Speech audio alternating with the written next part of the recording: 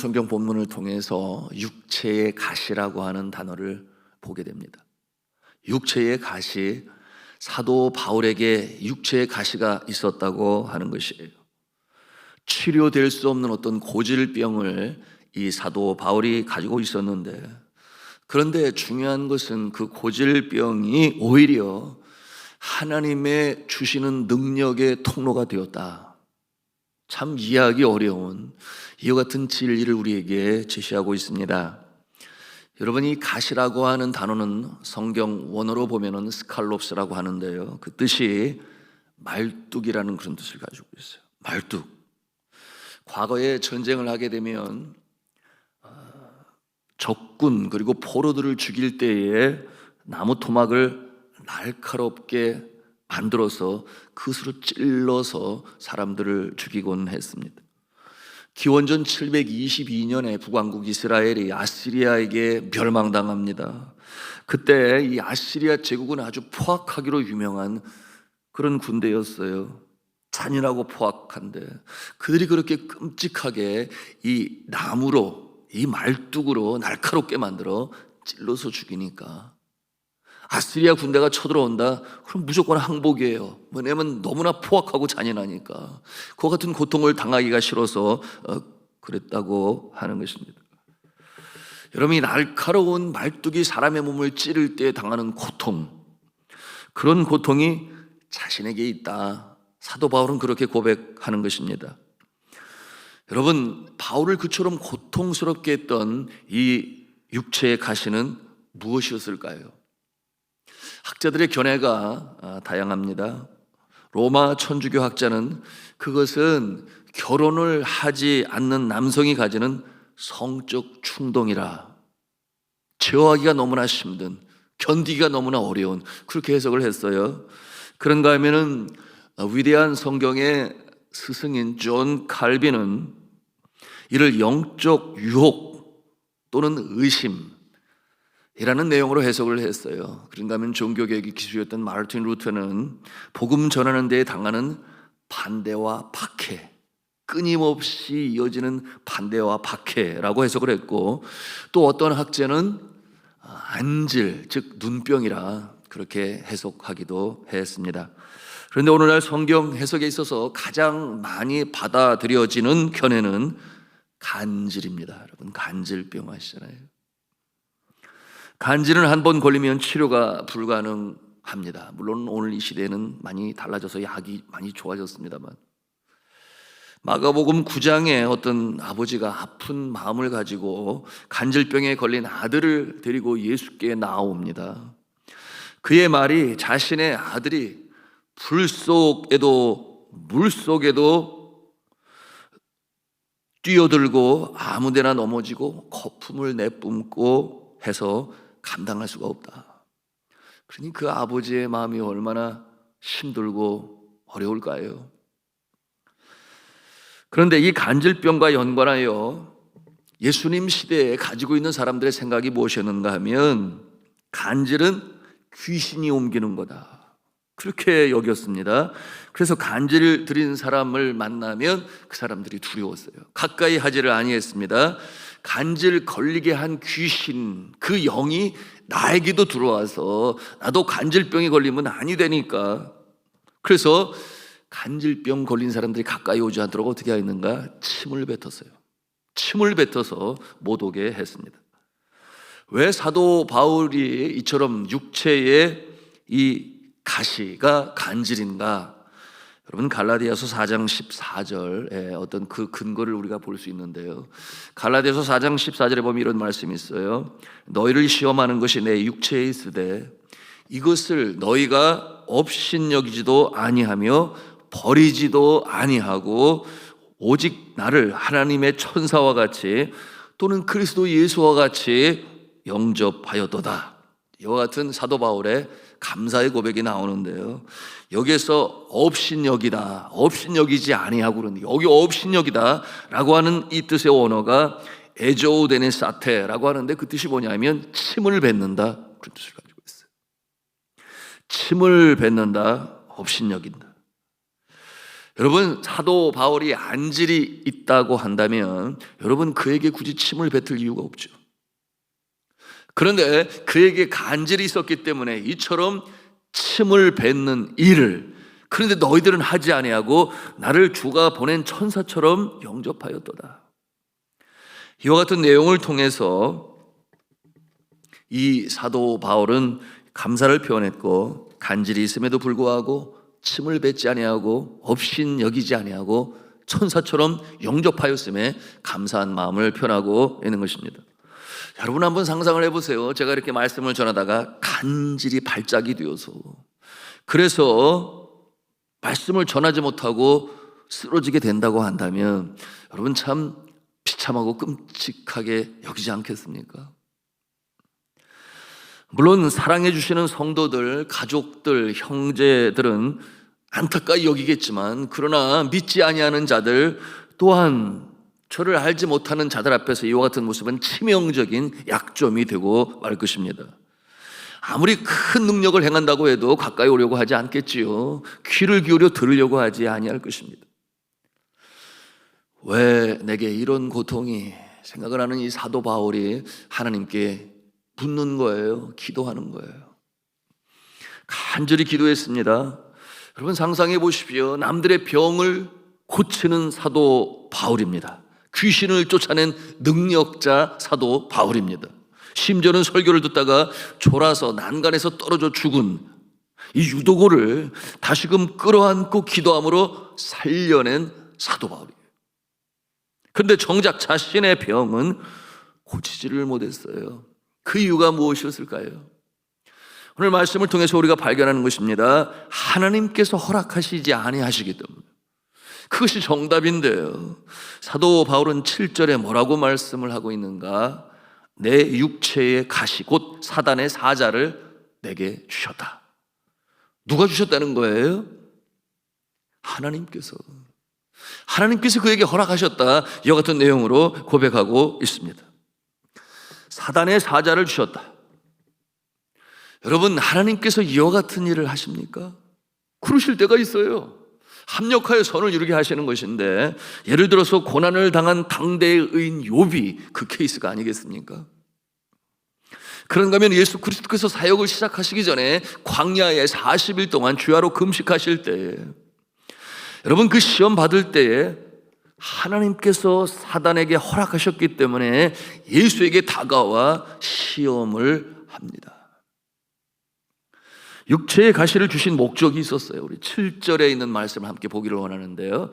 우리 7절 말씀을 같이 읽도록 하겠습니다. 시작. 여러 계시를 받은 것이 지극히 크므로 너무 자만하지 않게 하시려고 내 육체의 가시 곧 사탄의 사자를 주셨으니 이는 나를 쳐서 너무 자만하지 않게 하려 하심이라. 너무 자만하지 않게 하시려고, 너무 교만하지 않게 하시려고. 여러분, 사도 바울이 교만해질 수 있는 그 무엇이 있었습니까? 히브리인 중에 히브리인이었기 때문에, 베냐민 지파 족속이었기 때문에, 또는 학파로서는 가말리엘의 문화생으로 있었기 때문에, 그러므로 하나님의 말씀과 율법에 능통했기 때문에, 당대 최고의 특권인 이 로마의 시민권을 가지고 있었기 때문에, 아니면 헬라어와 아람어와 또한 이 히브리어에 능통한 혀의 권세가 있었기 때문에, 아니면 병자를 고치고 귀신을 쫓는 그와 같은 아주 파워풀한 능력이 있었기 때문이었을까요? 오늘 7절 말씀에 보니까 그 이유는 뭐라고 그랬어요? 여러 계시를 받은 것이 지극히 크므로 라고 했어요. 여러분, 그가 이 고백을 하기 14년 전에 세 번째 하늘에 올라갔다 그랬습니다. 몸은 땅에 있지만 영이 저 하늘나라 세 번째 하늘까지 올라갔다. 그것이 이제 2절에 있는 말씀이 되겠죠. 그리고 그가 하늘에 올라가서 그 낙원을 보았습니다. 거기에서 보통 사람으로서는 경험할 수 없는, 세상에서 능력 많은 자들도 경험할 수 없는, 볼 수 없는, 감히 볼 수가 없는 그 하늘을 보고 체험하고 내려온, 그 같은 존재가 바로 이 사도 바울입니다.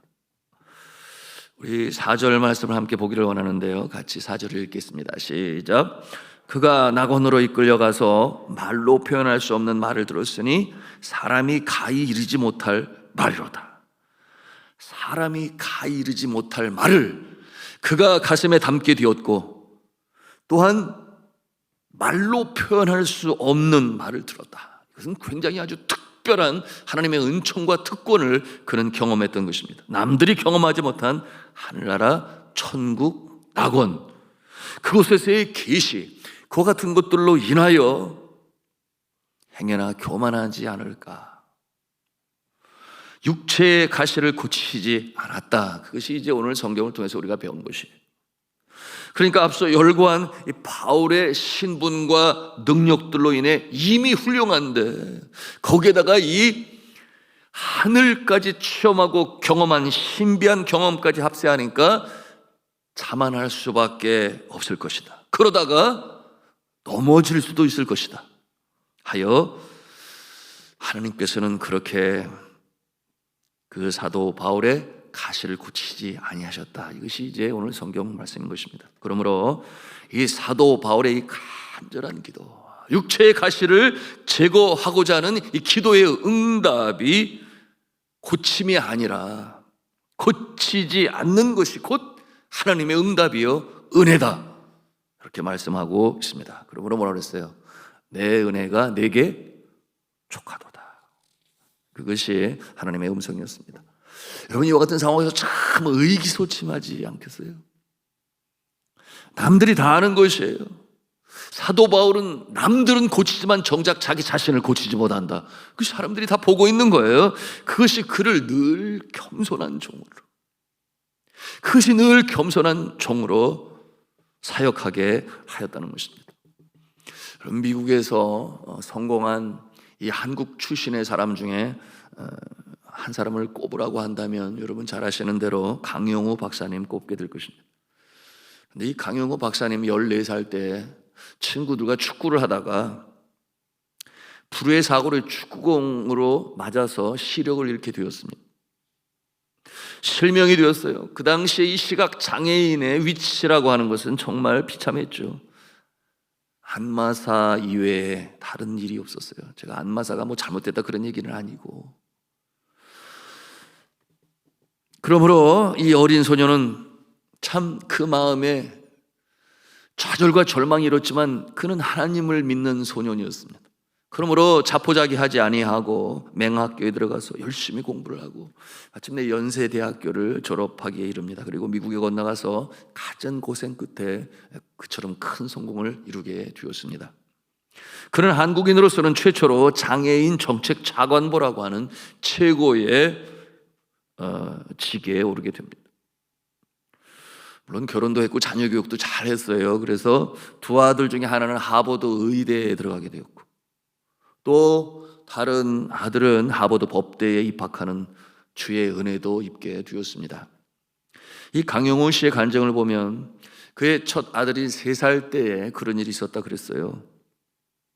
아들이 하나님 앞에 기도를 하는데 이런 기도를 드렸다는 것이죠. 하나님 아버지, 나도 눈뜬 아빠를 갖게 해주세요. 하나님 아버지, 나도 눈뜬 아빠를 갖게 해주세요. 여러분, 그 아빠가 그 기도를 들을 때 얼마나 마음이 메어졌겠습니까? 그렇지 않겠어요? 왜냐하면 자신의 아들이 그렇게 자신으로 인해서 열등감을 갖는다 생각하니 정말 가슴이 메어지죠. 그런데 이 강용호 박사님이 이 아들을 불러다가 뭐라고 말을 하는가 하면, 얘야, 네 아버지는 눈뜬 아버지보다 더 좋은 장점을 가지고 있어. 내가 잠잘 때, 잠자리에 누웠을 때 아빠는 불을 끄고도 너한테 동화책을 읽어줄 수가 있단다. 왜 그렇겠어요? 점자로 된 이 동화책을 읽어주니까, 불을 꺼서도 읽어줄 수 있으니까. 그러니까 이 3살 난 아들이 그 아빠 얘기를 들으면서 가만히 생각해보니까 정말 그렇거든. 불을 꺼진 상태에서도 동화책을 읽어주는 아빠가 굉장히 특별하구나 하는 생각을 가지고 더 이상은 열등감 갖지 않고 우리 아빠는 특별한 사람이야. 그러므로 열등감 속에서 벗어나서 열심히 공부하는 가운데 그처럼 하버드 의과대학에 들어가는, 그리고 어려운 자들을 고치는 그와 같은 일로 쓰임받게 되었던 것입니다. 근데 우리가 생각해 볼 수 있잖아요. 이 강용우 박사님 아빠가 자신이 시각 장애인이라는 것에 대해서 열등감을 갖고, 그래서 부정 생각을 갖고 비관적인 생각을 가졌더라면 그의 아들들이 그렇게 자라날 수가 있었겠느냐 그 말입니다. 부정적인 인생관에서 벗어나도록 긍정적인 믿음을 가지고 육체의 가시를 오히려 자신의 강함으로 드러낼 수 있는 그 믿음을 가지고 살았다 하는 것이죠. 여러분, 주에서 태어난 우리 인생에는 고난이 있습니다. 그리고 고통이 따라오게 되어 있어요. 그 아픔과 이 시련을 바라보는 자세는 사람들마다 다 달라요. 어떤 사람은 부정적이 돼서 비관하고 인생을 어두운 빛깔로 살아가니 빛의 자리에 나오지 못하는 불행한 인생으로 마감하는 모습도 있어요. 그런데 어떤 사람은 긍정적이어서 어려움을 타개해 나갑니다. 시각, 청각, 중복 장애인으로서 언어를 구사할 수 없지만 셜리반이라고 하는 선생님의 헌신적인 도움으로 마침내 미국의 작가가 되고, 그리고 교육자이며 사회운동가가 되었던 헬렌 켈러, 여러분 들어보셨을 거예요. 바로 그 같은 사람 중에 한 사람이겠죠. 그런가 하면 미국의 제16대 대통령으로 정치인의 귀감이 된 신실한 기도하는 사람, 백악관을 기도처소로 삼은 대통령 에브라함 링컨, 그에게는 선천적으로 지병을 갖고 태어났습니다. 육체의 가시죠. 그 병명이 마르팡 증후군이라고 하는데요, 육체적으로는 이 팔과 다리가 비정상적으로 길어지며 척추나 다리가 휘기도 하고, 정신적으로는 신경쇠약을 동반하는 지병이 되었으니 그것이 이 에브라함 링컨의 삶에 평생 우울증을 가지고 살아가게 되었습니다. 그럼에도 불구하고 링컨은 늘 평온한 성정을 유지했고, 오히려 거꾸로 초조와 불안과 우울에 있는 강요들에게 유머를 사용해서 긴장을 풀어주고 웃음을 선사했던 바로 에브라함 링컨 대통령. 그는 이렇게 말을 했어요. 나는 울지 않기 위해서 웃는다. 나는 울지 않기 위해서 웃어. 그게 전부야. 그것밖에 다른 이유는 없어. 이렇게 말을 하곤 했습니다. 자, 이제 말씀을 맺습니다. 여러분, 이 바울과 같이 약함을 자랑할 수 있겠습니까? 그것이 하나님이 나에게 허락하신 것이라면 말이죠. 참 일 쉽지 않아요? 쉽지 않습니다. 부끄럽습니다. 감추고 싶습니다. 그러나 사랑하는 성도 여러분, 사도 바울의 모습을 보면 육체적 약함으로 인해 사역을 그르친 적이 한 번도 없어요. 놀랍지 않습니까? 육체적 가시, 그것 때문에 어떤 사역에 연약함이 없었어요. 오히려 그 약함, 아픔도 그의 마음속에 있는 주님으로 말미암는 평강을 앗아가지를 아니했다, 그 말입니다. 왜냐하면 그처럼 어려운 상황에서 마음에 주신 하나님의 그 말씀을 믿음으로 받아들였기 때문에, 그래서 그가 어떠한 말씀을 받았는가? 내 능력이 약한 데에서 온전하여 침이라. 내 능력이 약한 데에서 온전하여 침이라. 이것이 하나님께서 그에게 주셨던 말씀인데요, 여러분, 사람이 보통 한없이 올라가는 명성, 능력, 잘난 것, 건강, 그런 것들로만 온전함을 이루고, 그리고 사역을 온전히 이룬다, 그렇게 여깁니다. 그러나 거기에 필요한 한 가지 중요한 요소가 있으니 그것이 무엇인가 하면 자만하지 않는 겸손함입니다. 이것이 하나님의 능력이 그의 삶을 통해서 나타나는 것이요, 더 크게 역사하는 것인데, 내가 행한 것들로 인하여, 지나온 날들로 인하여 자칫 자랑을 하다가 하나님의 영광을 가리우는 그와 같은 모습은 더 이상의 역사는 없어요. 그러므로 그런 말 굳이 하지 않아도 되는데 왜? 능력이 계속적으로 나타나기 때문에 약한 것을 자랑함이라. 이것이 십자가의 영성이요, 예수 그리스도께서 행하신 그 모습인 것이니 우리는 주를 닮아가는 주의 제자들로서 그 모습이 우리의 능력이 돼야 하는 것입니다. 그 약함이 곧 하나님을 더욱 의지하게 만들고, 그러므로 나는 죽고 예수로 산다, 예수의 권능으로 살아가는 이와 같은 모습. 그러므로 자신은 드러나지 않아도 누가 영광을 받아요? 하나님께서 영광을 받으시는 거예요. 이것이 주께서 이 땅에 주의 사역을 감당하는 주의 종들, 리더들에게 기대하시고 바라시는 것이기 때문에 우리는 이 사도 바울의 십자가의 영성을 통해서, 예수님의 십자가의 영성을 통해서 육체의 가시가 오히려 우리에게는 능력이 되고 자랑이 된다, 이와 같은 모습으로 오늘도 승리하셔서 어디에 가든지 누구를 만나든지 무엇을 하든지 주의 영광이 나타나는, 그러므로 나의 약함도 믿음으로 승리하며 이겨나가시는 저와 여러분 되시기를 주님의 이름으로 축복합니다.